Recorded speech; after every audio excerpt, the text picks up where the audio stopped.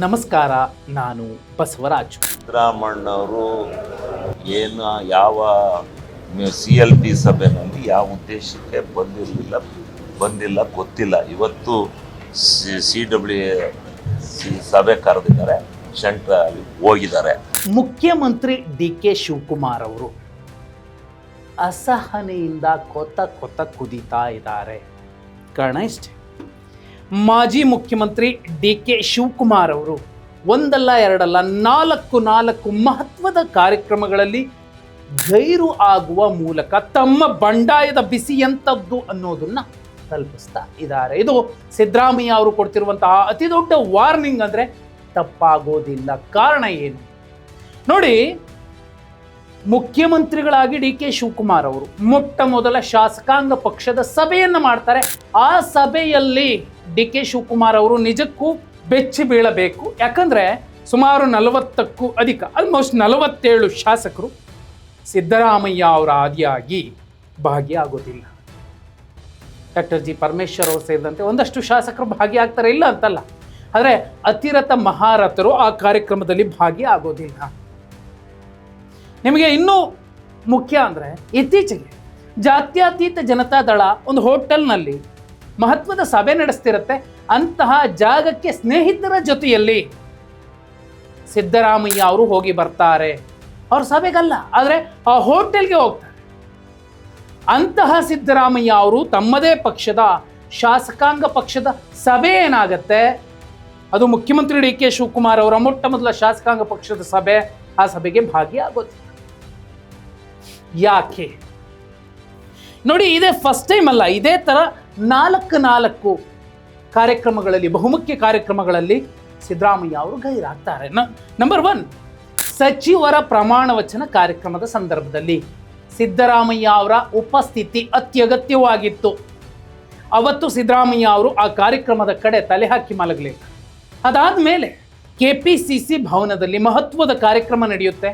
ಮುಖ್ಯಮಂತ್ರಿ, ಉಪಮುಖ್ಯಮಂತ್ರಿ, KPCC ಅಧ್ಯಕ್ಷರು ಎಲ್ಲರೂ ಭಾಗಿಯಾಗಿರ್ತಾರೆ. ಖುದ್ದು KPCC ಅಧ್ಯಕ್ಷ BK ಹರಿಪ್ರಸಾದ್ ಅವರೇ ಆಹ್ವಾನವನ್ನ ತಗೊಂಡೋಗಿ ಬನ್ನಿ ಸರ್ ಕಾರ್ಯಕ್ರಮಕ್ಕೆ ಅಂತ ಕರೆದ್ರೂ ಕೂಡ ಅವತ್ತಿನ ಕಾರ್ಯಕ್ರಮದಲ್ಲಿ ಸಿದ್ದರಾಮಯ್ಯ ಅವರು ಭಾಗಿಯಾಗೋದು. ಅದಾದ್ಮೇಲೆ 3ನೇ ಅಧಿವೇಶನದ ಮೊದಲ ದಿನ, ಆಗಸ್ಟ್ 22ನೇ ತಾರೀಕು, ಒಬ್ಬ ಶಾಸಕಾಂಗ ಪಕ್ಷದ ನಾಯಕ, ಮುಖ್ಯಮಂತ್ರಿ, ಸದನದ ನಾಯಕ, ತನ್ನ ಹಿಂದೆ ದೊಡ್ಡ ಸಂಖ್ಯೆಯಲ್ಲಿ ಶಾಸಕರು ಕೂತಿರ್ತಾರೆ ಅನ್ನುವಂತಹ ನಿರೀಕ್ಷೆಯಲ್ಲಿ DK ಶಿವಕುಮಾರ್ ಅವರು ಕೂತಿದ್ರು. ಆದರೆ ಅಲ್ಲಿ ಭಾಗಿಯಾಗಿದ್ದು ಕೇವಲ 37 ಶಾಸಕರು ಮಾತ್ರ, ಅದು ಸಚಿವರಾದಿಯಾಗಿ. ಅವತ್ತು ಸಿದ್ದರಾಮಯ್ಯ ಅವರು ಉಪಸ್ಥಿತಿ ಇರಲಿಲ್ಲ, ಗೈರಾಗಿದ್ರು, ಆಬ್ಸೆಂಟ್ ಇತ್ತು.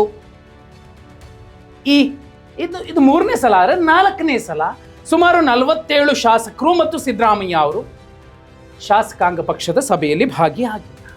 ಅಂದ್ರೆ ಇವತ್ತಿಗೂ ಕೂಡ ಸಿದ್ದರಾಮಯ್ಯ ಅವರ ಜೊತೆಲಿ ಎಷ್ಟು ಜನ ಇದ್ದಾರೆ, DK ಶಿವಕುಮಾರ್ ಅವರ ಜೊತೆಲಿ ಎಷ್ಟು ಜನ ಇದ್ದಾರೆ. ಸಚಿವರಾಗಿರುವಂತಹ 33 ಜನ ಜೊತೆಲಿ ನಿಲ್ಲೇಬೇಕು, ವಿಧಿ ಇಲ್ಲ, ಇಲ್ಲ ಅಂದ್ರೆ ಪೋಸ್ಟ್ ಕಿತ್ಕೋತಾರೆ. ಆದ್ರೆ ಇನ್ನುಳಿದ ಶಾಸಕರ ಬಲ ನೋಡಿ, ಮೂಲತಃ ಶಾಸಕಾಂಗ ಪಕ್ಷದ ನಾಯಕನನ್ನ ಚುನಾವಣೆಯ ಮೂಲಕ ಆಯ್ಕೆ ಮಾಡಿದ್ದೇ ಆಗಿದ್ದಲ್ಲಿ DK ಶಿವಕುಮಾರ್ ಅವರು ಶಾಸಕಾಂಗ ಪಕ್ಷದ ನಾಯಕರಾಗಿ ಆಯ್ಕೆ ಆಗ್ತಾನೆ ಇರಲಿಲ್ಲ, CM ಆಗೋಕೆ ಸಾಧ್ಯವೇ ಆಗ್ತಿರ್ಲಿಲ್ಲ. ಯಾಕಂದ್ರೆ ಈ ಕ್ಷಣಕ್ಕೂ ಕೂಡ ಸಿದ್ದರಾಮಯ್ಯ ಅವರ ಬೆನ್ನಿಗೆ 60, 70, 80 ಶಾಸಕರು ಬಂದು ನಿಲ್ತಾರೆ ಅಂದ್ರೆ ಇನ್ನುಳಿದವರ ಲೆಕ್ಕ ಏನಾಗಬಹುದು. ಯಾಕೆ ಹೀಗೆ ಗೈರಾಗ್ತಿದ್ದಾರೆ? ಇದು ಬಿಗ್ ವಾರ್ನಿಂಗ್. ದೆಹಲಿಗಾದ್ರೂ ರೀಚ್ ಆಗ್ಲಿ ಅಥವಾ DK ಶಿವಕುಮಾರ್ ಅವ್ರಿಗೆ ಇಷ್ಟೊತ್ತಿಗಾಗ್ಲಿ ಯಾವತ್ತೋ ರೀಚ್ ಆಗಿರುತ್ತೆ. ಇಷ್ಟು ದಿನ ಸಿದ್ದರಾಮಯ್ಯ ಮತ್ತು ನಾನು ಜಂಟಿಯಾಗಿ ಅಂತಿದ್ದಂತಹ DK ಶಿವಕುಮಾರ್ ಅವರು ಈಗ ಸಿದ್ದರಾಮಯ್ಯ ಅವರ ಹೆಸರನ್ನ ಹೇಳೋದೇ ಬಿಟ್ಬಿಟ್ಟಿದ್ದಾರೆ. 2028 ವಿಧಾನಸಭಾ ಚುನಾವಣೆಯಲ್ಲಿ ಏಕಾಂಗಿಯಾಗಿ ಕ್ಲಿಯರ್ ಮೆಜಾರಿಟಿ ತರ್ತೀನಿ ಅನ್ನುವಂತಹ ಅತಿಯಾದ ಆತ್ಮವಿಶ್ವಾಸ ಅವರಲ್ಲಿ ಇದ್ದಿರಬಹುದು. ಹಾಗೆ ನೋಡಿದ್ರೆ ಮಾಗಡಿ, ರಾಮನಗರ, ಚನ್ನಪಟ್ಟಣ, ಕನಕಪುರ ಬಿಡಿ, ಇನ್ನುಳಿದ ಆ 3 ಕ್ಷೇತ್ರಗಳಲ್ಲಿ 3 ಕಾಂಗ್ರೆಸ್ ಗೆಲ್ಲಿಸ್ಕೊಂಡ್ಬಂದ್ಬಿಟ್ರೆ DK ಶಿವಕುಮಾರ್ ಮಾಸ್ ಲೀಡರ್ ಅಂತ ಎಲ್ಲರೂ ಕೂಡ ಒಪ್ಕೋತಾರೆ. 2028 ವಿಧಾನಸಭಾ ಚುನಾವಣೆ ಅದು ಸಾಧ್ಯ ಆಗೋದಿಲ್ಲ, ಅದು 2028 ಲೆಕ್ಕ. ಆದರೆ ನೋಡಿ, ಸಿದ್ದರಾಮಯ್ಯ ಅವರು JDSನ ಒಂದು ಮಹತ್ವದ ಸಭೆ ನಡೀತಿದ್ದಂತಹ ಜಾಗಕ್ಕೆ ಹೋಗಿ ಬಂದ ಮೇಲೆ ಬಿಡದಿಯ ಹೋರಾಟ ದೊಡ್ಡದಾಗತ್ತೆ. ಮಾಜಿ ಪ್ರಧಾನಿ ದೇವೇಗೌಡರು ಕೂಡ ಬಂದು ಅಬ್ಬರಿಸ್ತಾರೆ, ತಮ್ಮದೊಂದು ಮೆಸೇಜ್ ಕೊಡ್ತಾರೆ, ಸ್ಟ್ರಾಂಗ್ ಮೆಸೇಜ್ ಕೊಡ್ತಾರೆ. ಯಾಕೆ ಹೀಗೆ ಸಿದ್ದರಾಮಯ್ಯ ಅವರು ಅಬ್ಸೆಂಟ್ ಆಗ್ತಿದ್ದಾರೆ ನೋಡಿ. ಇದೇ ಶಾಸಕಾಂಗ ಪಕ್ಷದ ಸಭೆಯಲ್ಲಿ ಅವರ ಅತ್ಯಾಪ್ತನಿಗೆ ಬೈಯುವ ಮೂಲಕ ಒಂದು ರಾಂಗ್ ಸ್ಟೆಪ್ ಅನ್ನ ಡಿ ಕೆ ಶಿವಕುಮಾರ್ ಅವರು ಇಟ್ಟಿರುವಂಥದ್ದು.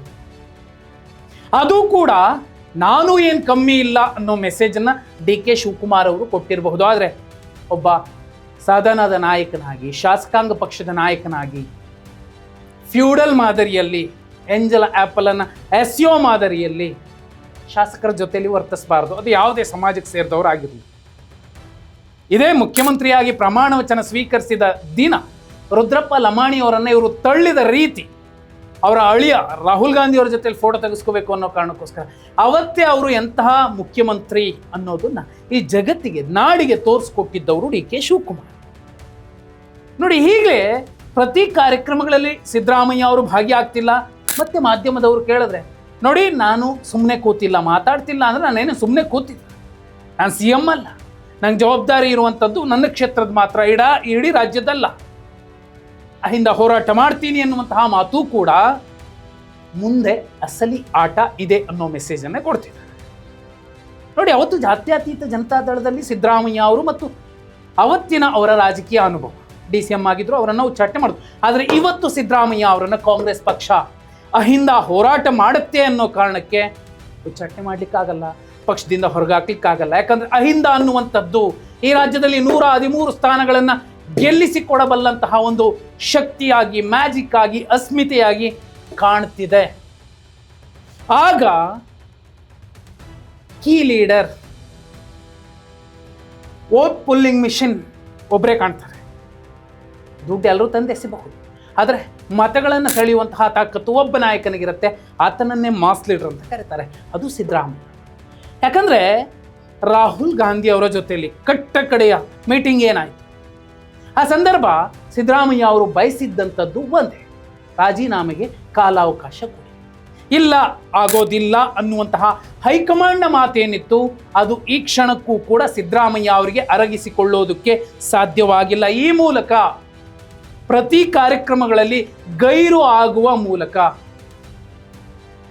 4 ಕಾರ್ಯಕ್ರಮಗಳ ಎಕ್ಸಾಂಪಲ್ ಕೊಟ್ಟೆ. ಸಿದ್ದರಾಮಯ್ಯ ಅವರು ಬಿಗ್ ವಾರ್ನಿಂಗ್ ಅನ್ನು ಹೈಕಮಾಂಡ್ಗೆ ರವಾನಿಸ್ತಾನೆ ಇದ್ದಾರೆ. ಡಿ ಕೆ ಶಿವಕುಮಾರ್ ಅವರು ಸಿದ್ದರಾಮಯ್ಯ ಅವರನ್ನು ಎದುರಾಕೊಂಡು ಏನೂ ಮಾಡ್ಲಿಕ್ಕೆ ಆಗೋದಿಲ್ಲ. ಅವರು ಮುಖ್ಯಮಂತ್ರಿ ಆಗಿದ್ರು ಅಷ್ಟೇ, KPCC ಅಧ್ಯಕ್ಷರು ಒಟ್ಟಿಗೆ ಇದ್ರು ಅಷ್ಟೇ, ಆಗಲ್ಲ. ಅದು ಸಿದ್ದರಾಮಯ್ಯ. ಆದರೆ JDS ಕಾರ್ಯಕ್ರಮ ಒಂದು ಸಭೆಯ ಜಾಗದಲ್ಲಿ ಅವ್ರು ಹೋಗಿ ಬಂದಿದ್ದು ಬೇರೆ ವಿಚಾರ, ಬೇರೆ ಮೆಸೇಜನ್ನು ಕೂಡ ಅವರು ಕೊಟ್ಟಂತೆ ಕಾಣ್ತಿದೆ. ಆದರೆ ಡಿ ಕೆ ಶಿವಕುಮಾರ್ ಅವರು ಈಗಲೂ ಕೂಡ ಎಡವುತ್ತಿದ್ದಾರೆ. ಹೈಕಮಾಂಡ್ ಕೂಡ ಸಿದ್ದರಾಮಯ್ಯ ಅವರ ವಿಚಾರದಲ್ಲಿ ಎಡವಿದೆ, ಎಡವುತ್ತಲೇ ಇದೆ. ಆ ತಪ್ಪನ್ನು ತಿದ್ದಿಕೊಳ್ಳೋದಕ್ಕೆ ಹೈಕಮಾಂಡ್ ಅಕ್ಷರಶಃ ಹೆಣಗಾಡ್ತಿದೆ. ದೆಹಲಿಗೆ ಸಿದ್ದರಾಮಯ್ಯ ಅವರನ್ನು ಕರೆಸ್ಕೊಳ್ಳೇಬೇಕಾಗತ್ತೆ. ಮುಂದಿನ ದಿನಮಾನಗಳಲ್ಲಿ ಈ ಗೈರುಗಳ ಸಂಖ್ಯೆ ಹೆಚ್ಚಾದಂತೆ ಈಗ 47 ಶಾಸಕರ ಒಂದು ಡೇಂಜರಸ್ ಮೆಸೇಜ್ ಏನಿದೆ ಅದು ಕೂಡ ನಂಬರ್ ಹೆಚ್ಚಾಗ್ತಾ ಹೋಗಬಹುದು. ಮುಂದೆ ರಾಜ್ಯ ಕಾಂಗ್ರೆಸ್ನಲ್ಲಿ ಬಹುದೊಡ್ಡ ಕ್ಷಿಪ್ರಕ್ರಾಂತಿಗಳು, ವಿದ್ಯಮಾನಗಳು ನಡೀಬಹುದು ಅನ್ನೋದಕ್ಕೆ ಈ 4 ಗೈರು ಸಿದ್ದರಾಮಯ್ಯ ಅವರ ಸಿಟ್ಟು, ಅವರ ಮೌನ ಸಾಕ್ಷಿಯನ್ನು ನುಡಿತಿದೆ. ನೀವೇನಂತೀರಿ? ಕಮೆಂಟ್ ಮಾಡಿ.